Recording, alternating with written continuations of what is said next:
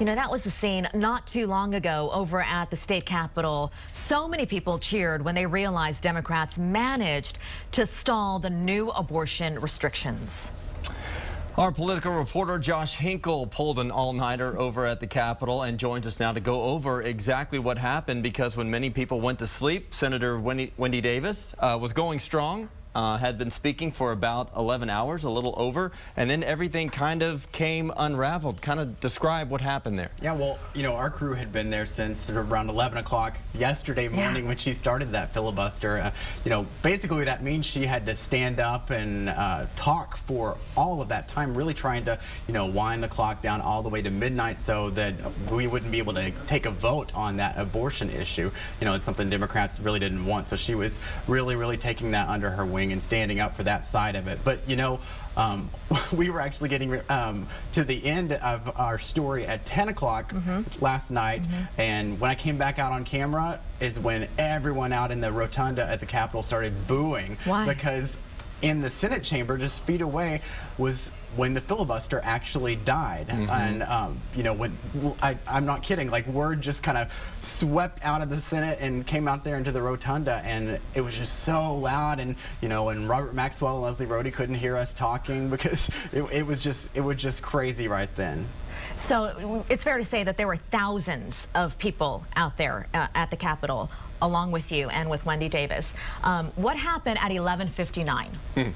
Well, there was a lot of confusion in the Senate chamber at that time because of the timing of how the filibuster ended and whether the vote on the abortion bill was actually happening. You see, midnight is the deadline for the special session to get done. Right. So once midnight hits, they can't take any more action. So if a bill has not gotten a vote, then it is not supposed to get a vote. So there was a question of, did the abortion bill vote start before midnight, or did it start after midnight? And so, you know, they had to caucus about this for a couple of hours afterward, and finally it ended up, they found out that it did not start before midnight, so the vote didn't count and the abortion bill went down.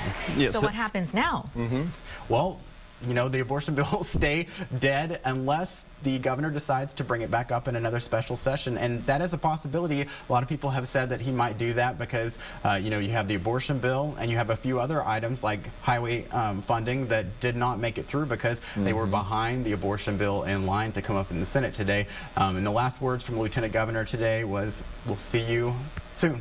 Right, indicating that they'll be back. All right. Josh Hinkle, thank you so much for joining us. Thank you, Josh. All right, emotions ran high. Josh mentioned when Lieutenant Governor David Dewhurst announced that Davis had reached her third violation and ended the filibuster.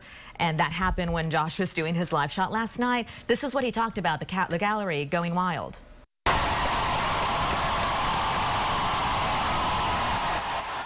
So supporters watched in the Senate gallery and they started chanting, "Let her speak," talking about Davis. Dewhurst had a tough time even getting people to quiet down. So that's when the state troopers started to force people to leave the chamber. Thousands of supporters filled the Capitol rotunda and they were still chanting. It was so loud, lawmakers couldn't even hear each other inside of the chamber. So that happened well into the overnight hours while you were sleeping and we were up reporting this historic day. Outside of the Capitol, there was one arrest, but the protests remained peaceful otherwise. Also, we heard Josh mention that the governor first called the special session so that lawmakers could tackle new voting maps. He then added abortion, transportation, as Josh mentioned, and new sentencing rules for juveniles to the list. Both the House and Senate passed the redistricting bill, but the Senate filibuster over tougher abortion rules stalled the other items. So those issues could come back if the governor calls lawmakers back for another session.